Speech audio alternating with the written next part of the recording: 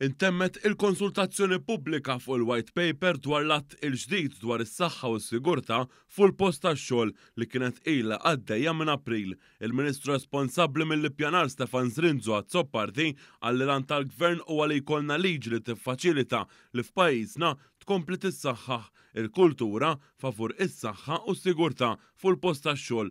Moa News huwa spjega il-pass li jmiss. Nibdew diskussjoni biex naraw kif insaħħu din l-awtorità u kif ikollha aktar għodod ta' nfurzar aktar effiċjenti u aktar effettiv.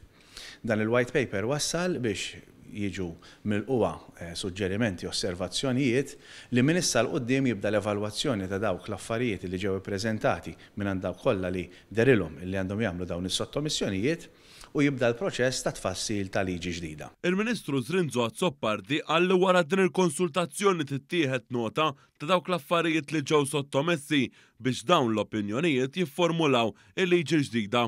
Aħna l-idea tagħna hija li jkollna liġi li tkun aktar aġġornata imma li fuq kollox tkun liġi li tirrappreżenta kunsens l-aktar wiesa' fost is-sħab soċjali kollha li wara kollox huma dawk kollha involuti fil-qasam tax-xogħol f'pajjiżna.